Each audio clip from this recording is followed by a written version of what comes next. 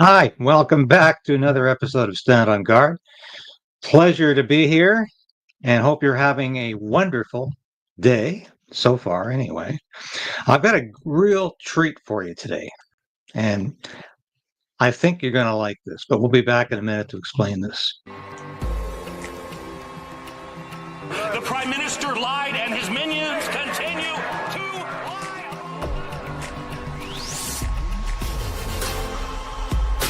We need political change, but we also need to resolve to resist.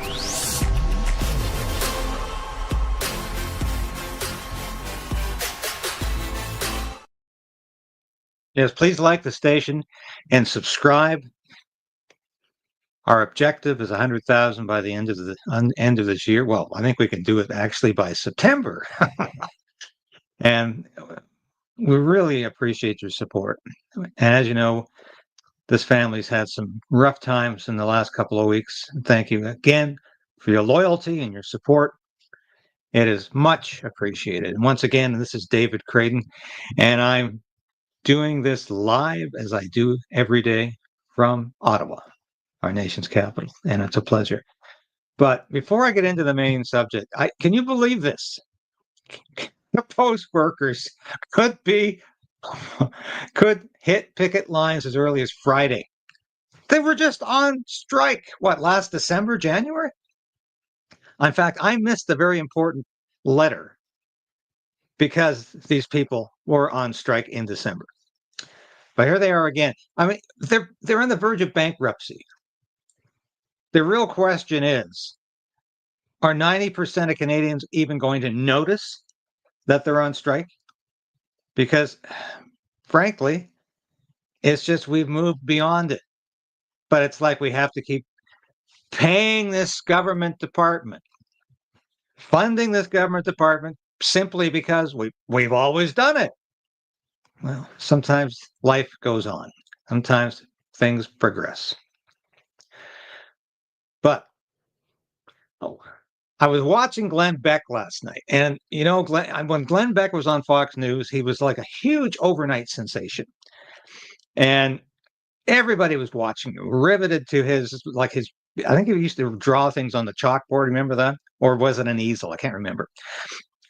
Anyway, but he'd go through history and he would talk about its application to the present day, and sometimes I got really tired of him. I have to confess that. And of course, the Glenn Beck phenomena went down and he had to really reinvent himself. He had to come back, and he's done that with independent news. His show now is really, really good. And I was watching it last night, and he was talking about the 7 stages to the decline and fall of a civilization. And he was applying it to the United States. But we're going to go through this last part of the broadcast. And thank you, Glenn Beck, for allowing us to show this. Thank you so much, because it is riveting, and I encourage you to watch the whole episode, watch the whole broadcast, because Glenn Beck did this because he was reacting to the fact that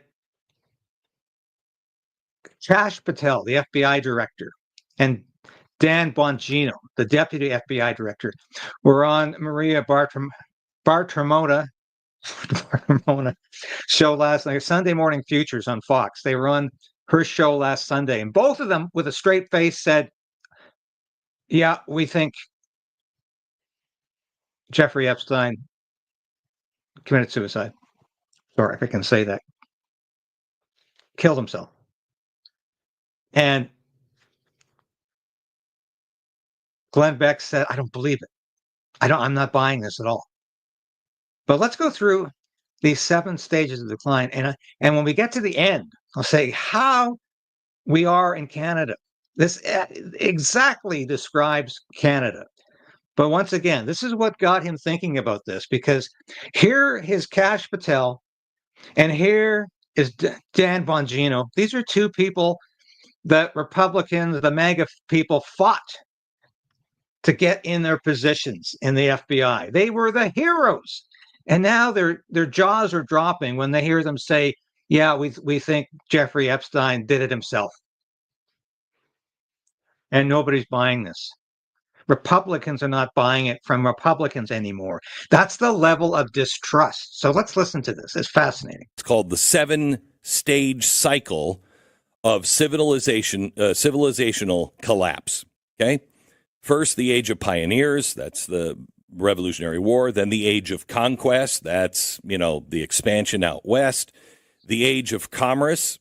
That is the 20th century, early 20th century. The age of affluence, beginning around the Reagan years, where the decay begins and it becomes about leisure and stuff. I would not necessarily agree with all of the historical parallels here. I think maybe the age of affluence began a little earlier, but whatever. And Canada is exactly on the same timeline. We're 100 years later, but we're essentially in sync with the United States by the beginning of the 20th century. So everything that's happening to the United States is happening to Canada, including the decay and decline. Then fifth, and this is where the last time I read this, I thought we were here and maybe a little in the sixth, maybe. The age of intellect. Elite rule and fragmentation. Experts and technocrats dominate. Reason replaces faith. Society becomes obsessed with process, bureaucracy, identity, and division. People grow disconnected from elites. Populist backlash begins. This is France pre-1789, Weimar Germany, in the 1920s, and the U.S. post-2000. The values, relativism, narcissism, hyper-education with moral void. So, technocrats dominate? Yes. Reason replaces faith? Yes. Society becomes obsessed with process? Yes. Bureaucracy? Yes. Identity? Absolutely. And division? The people grow disconnected from elites? Yes. Populist backlash begins? 2016? Yes. Then you get into the sixth stage, the age of decadence, moral decline, and decline of courage. Tell me if you can't check every box on this one. National identity collapses. Almost there. Almost. Immigration without assimilation. Yes. Public debt surges. Yes. Breads and circuses replace responsibility. Yes. Political corruption is normalized. Yes. Gender confusion. Yes. Family disintegration. Yes. Loss of fertility. Yes. The use of drugs. Yes. Hedonism dominates. Yes. That's Rome the 3rd through the 5th century. Are you getting me in this? Loss of identity, immigration without assimilation, huge public debt. These are all things that are happening in Canada simultaneously. Loss of gender identity? My God, we just went through that. We're continuing to go through that. This is amazing. And like I said, this was written but in the 1800s based on other empires collapsing. And I'll give credit to the guy who actually did this in a minute. But let's continue to listen to what Glenn Beck is saying here. And is this us today? The values, hedonism, nihilism, and entitlement. I think yes, yes, and yes. Then you get into the last phase. Would you agree, Stu, that we've hit everything else in that? Yeah, we're here at some degree or another where we've hit all of those. Okay. The age of decline and collapse, disintegration. There's only two things. Number one, internal distrust, factionalism, and scapegoating. Now, we're not there yet. Internal distrust. That's one of the key points here. Do you trust anybody in government now? This is one of the things I saw during this election campaign. Mark Carney lied constantly, chronically throughout this campaign about this war with the United States, about this trade war, and the most consequential election in history, the worst time in Canada in our lifetime. He lied constantly about this. Can you trust this man to ever tell the truth? And of course, we didn't really trust what the Conservatives were saying either, because we were thinking they're not going far enough. The level of public distrust is enormous. That's the first. All of that is where we are today with those stories. Internal distrust. I don't trust anything. Do you? Factionalism. Hello? MAGA. And the, anti-MAGA. You're either a racist or an anti-racist. And scapegoating. I don't know. Jake Tapper, how's your book going? Of course, and that's in reference to Jake Tapper of CNN, pretending he didn't cover up Joe Biden's dementia while he was president. Jake Tapper claiming it was all the Democrat Party's fault. It was all Joe Biden's administration's fault. The mainstream media had no idea. Well, they must have been deaf, dumb, and blind, because anybody who watched Joe Biden at a press conference or at any sort of event where he was calling the people who were dead in the audience, he was recognizing people who weren't even there. He was unable to find his way off the stage. It was evident to anybody that there was a problem here. And Jake Tapper wants to pretend he didn't know. It gets better. I think we're there. The last thing to happen, currency collapse, loss of external power, or invasion. Okay, currency collapse, loss of internal power, or invasion. Where is Canada today, I ask you? Our currency is on the verge of collapse, and we know that Mark Carney wants to engineer that. He wants to engineer a collapse of the US and Canadian dollars so that the Europeans can make billions off of that collapse. We've dealt with this on this show during the election campaign. Have we lost internal control? We could see a province separate, and that will mean the loss of internal control. Invasion? We've been talking about that for months now, about being annexed by the United States or simply falling apart as a nation. This is where we are in Canada. And I found this so profound. And let's listen to the end of it. With Donald Trump in power, I don't think we're going to lose the external power or invasion unless our currency collapses. And our currency collapse could happen. Did you see they downgraded us yet again? Stu, you remember 2008? I'm saying in 2006, 2007, and we will lose our AAA plus status. They will downgrade us. The quote was, never, from every institution in America. Never. It will never happen. Ever, ever, ever, ever, ever. It will never, ever happen. Well, it happened in like 2009. Then it happened again in like 12 and 16. And they just did it again. So currency collapse is on the board. Values of this era: despair, tribalism, and the choice between authoritarianism or anarchy. There's the point I wanted you to hear. Where are we right now? People embraced Mark Carney. Enough idiots in Canada, enough fools voted for this man, voted for a fourth consecutive Liberal term, even though he warned us of authoritarian measures. He warned us he was going to use emergency powers to push through his legislation. But Canadians were worried about anarchy otherwise. This is incredible. We're there.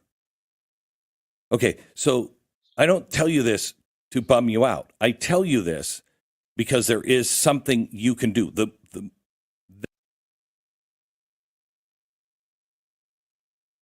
And of course, he goes on to say, and I don't want to use too much of it, but he goes on to say the only way out of this is critical thinking. And he gets back to Kash Patel and back to Dan Bongino and says, all right, you think Epstein offed himself? Show us the proof. Don't say, oh, I saw the file. How can we don't believe the files anymore. We don't believe the government documents anymore. Show us the proof. Don't just show us the file, and certainly don't get on the air and say, I saw the file. I know. You have to believe me, because nobody believes that anymore. And I suggest it would be the same whether we had a conservative or a liberal right now as prime minister. We have lost trust in all of government because it continually lets us down and it's working against us. It's created the tribalism. It's created immigration without assimilation. It's created massive debt. And per capita, our debt is worse than the United States. The United States is teetering on the brink of economic catastrophe. You know, as it claws back money with Doge, which is wonderful, it ups the defense budget to $1 trillion a year, which is obscene and completely unnecessary when the United States is not at war and doesn't need to be at war anytime soon, certainly not to the extent that you need $1 trillion of defense spending. So you can buy all of these weapon systems from Raytheon, Boeing, General Dynamics, on and on, the military industrial complex. So where is Mark Carney in all this? Here's Mark Carney said, no, we don't need a budget. Mark Carney goes to visit the Pope, and suddenly he has a Damascus Road experience. We do need a budget, he says, because we haven't had one in so long. And maybe I should explain how I'm going to pay for the things I promised. Or maybe I should try to prove I'm actually going to cut government spending. But let's listen to Mark Carney. This is absolutely fascinating. There'll be a budget in the fall. In the short term, it's a very short parliamentary session that is coming up. The speech from the throne is on the 27th, as people know. The House is due to rise under the House's rules by the 20th of June, so it's really 3 weeks. We have some very clear priorities, which, as you know from following those who followed the campaign, those who followed my remarks, those who followed my opening press conference, would include the federal government taking all the steps it can to help create one Canadian economy out of 13. What does he mean by creating one Canadian economy out of 13? Ostensibly, he means eliminating trade barriers between the provinces. Or does he mean taking over natural resources and selling Alberta's oil and gas, the federal government stepping in and selling Alberta's oil and gas? Is that what he's really talking about here? I would suggest that's exactly what he's talking about here. In addition, initiatives such as the middle class tax cut, but there will be a budget in the fall. Well, that's nice. Suddenly there's going to be a budget in the fall. This is after a disastrous first week with his cabinet, where people were saying, how can anybody who pretends to be such a great fiscal manager appoint so many incompetents to his cabinet? It just doesn't seem to add up. But of course, Mark Carney has always been talking out of both sides of his mouth at the same time. And he has no intention of being a good fiscal manager.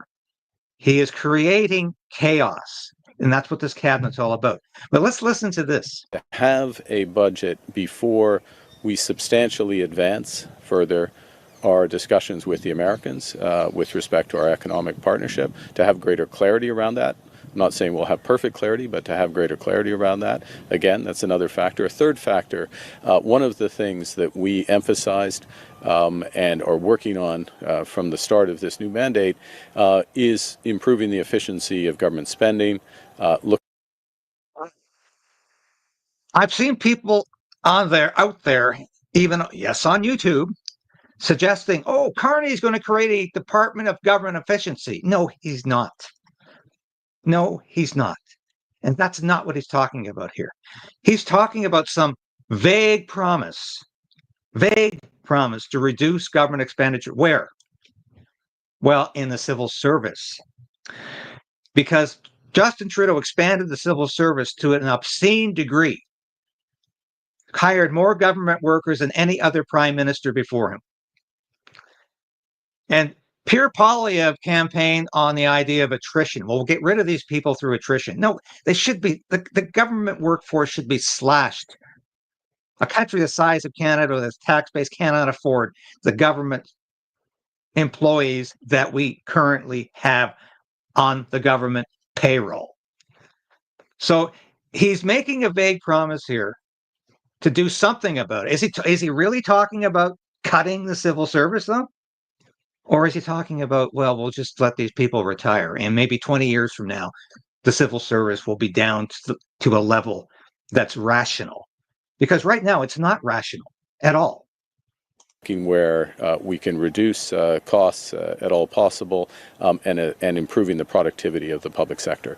We are launching that set of initiatives, having greater visibility on that as we prepare a budget. All of those three factors. So defense spending, the economic outlook, including the tariff relationship with the United States and the efficiency, all of those coming together, we will have a much more comprehensive, effective, ambitious, prudent budget in the fall. So this is his big promise. It's going to be a much more prudent, affordable country. Mark Carney is running scared right now. He's had a disastrous time since he's been there. The best time he's had is to go to Rome and have an audience with the Pope. That's where he's at home, because he's got a globalist Pope now. Just like Mark Carney is a globalist prime minister. Is Mark Carney really trying to save Canada from economic catastrophe, or does he want to drive us over the fiscal cliff so the globalists can come in and pick up the pieces? I would suggest it's the latter. That's what Mark Carney's all about. Now, I'm not going to play much of this guy because I can't stand him. He's a foul-mouthed propagandist for the Liberal Party. But even Scott Reid wasn't too impressed with Mark Carney's cabinet. In CTV News political commentator Scott Reid. Scott, good to see you. Good morning. Morning, Renee. So what do you make of this flip-flop on the budget? Well, the Prime Minister had to go all the way to Rome to get religion on a federal budget. So bada boom. Look, it's a bit messy. And it reminds us that this is a new government with a new Prime Minister. The logic was unexplained last week. Why wouldn't you have a statement in the spring or a budget in the fall? This is kind of a mulligan. Like, the Prime Minister sort of got a second shot at it, clearly decided that their approach and, most importantly, in some ways, their messaging last week was inadequate. And then they needed to explain what they were going to do, why they were going to do it, and why they weren't going to do certain things. So, I think they landed in an okay place, but they shouldn't have needed 2 tries to get there. Last week did not instill a ton of confidence in the rookie finance minister. It was a strange outing for Mr. Champagne. All right, so budget coming in the fall. What do you anticipate to come out of it? Well, there's lots to do. I mean, the Prime Minister's point yesterday was one of the reasons we're not having a budget in the spring is that a number of enormous decisions are going to be taken in the next little while. So we know there's going to be a middle-class tax cut. That's going to happen over the course of the spring session. That's going to cost a lot of money. We know that there's a NATO summit coming up, and we are promised to make huge contributions to defense spending. So that's going to have a big impact on the fisc. We also know that the government says that it wants to conduct a very vigorous program review exercise. That means essentially cutting the growth of government. So that's going to mean no new hires. That's going, well, may not mean exactly no new hires, but it's going to be a major slowdown in new hires. It's going to mean a curtailing of a whole series of other programs and activities for the federal government. So it's not going to mean any cutting. Department of Government Efficiency is there to cut government spending.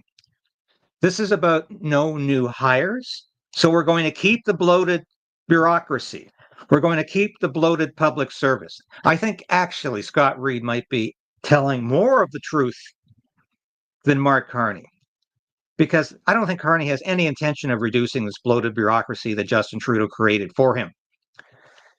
And maybe there'll be no new hires. Maybe there won't be. Maybe they'll promise to do that, and a watch just a week later, they'll start again. All of these things are massive budgetary decisions. So I'm going to be looking for those items in particular. What are they doing on tax cuts? What are they doing on defense? And will this program review, will this budget cutting on the internal operations of government itself, will it yield real and large savings? So those are three items in particular to be keeping your eyes open come the fall. Yeah, you keep your eyes open. I want to give credit where credit is due. And the guy who came up with these 7 stages was Sir John Bagot Glubb, and I'm not making that up. He was a army general and historian.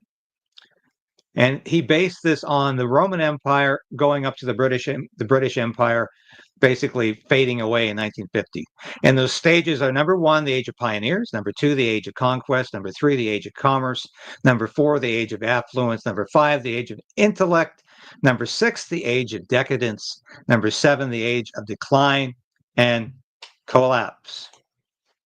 So I wanted to give credit where credit is due there. And I'll ask you this question at the end of this broadcast. I'll be right back with my concluding remarks. I haven't advertised the store in days.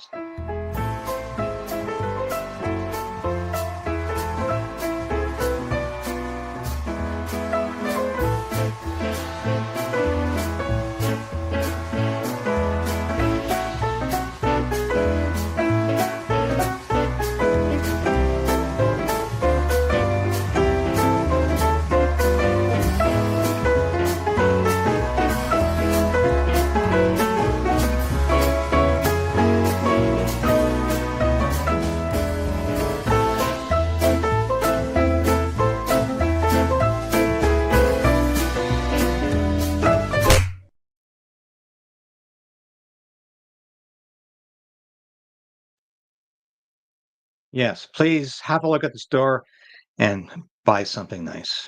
And Father's Day coming up in June. Good opportunity to do that. But here's what I want to leave you with. These 7 stages are clearly happening, and we have gone through them, and Canada is being affected at the 7th stage right now. Mark Carney is oblivious to all this, or is he? He appears to be oblivious to the potential for Alberta independence. I've been saying all week, the numbers are higher than they've ever been. 52% want to stay in Canada, 48% want to opt for Alberta independence. That's never been higher.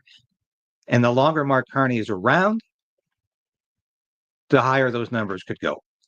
So we are on the precipice in this country. And I think Mark Carney wants it that way. I've been saying that for quite some time. He looks like he's oblivious to the crisis. He looks like he really doesn't. He thinks he can go on in the same old arrogant, insouciant manner. But that's precisely why he's going on in that arrogant, insouciant manner, because he does want to see this country fall apart. He's not committed to Canada. He's committed to China. He's committed to globalism. And that's what Mark Carney has always been about. So I hope you enjoyed that today. I saw that last night. I just wanted to share that with you. I think it's one of the more profound statements about where we're going as a country. And thank you for watching this show today. Share it with your friends and family. Let's keep moving upwards. We're going to keep resolving to resist. We're going to keep fighting. We're going to keep doing what we need to do and saying what we need to say at this station. And I know a lot of other folks out there like me are going to do the same thing. We're not going to stop the fight. We're going to keep fighting for free speech and what's left of our democracy, because we can really do no less. This has been David Krayden, coming to you live from Ottawa. It's always a pleasure. I'll be back again tomorrow at 10 o'clock with more of the news you need to know.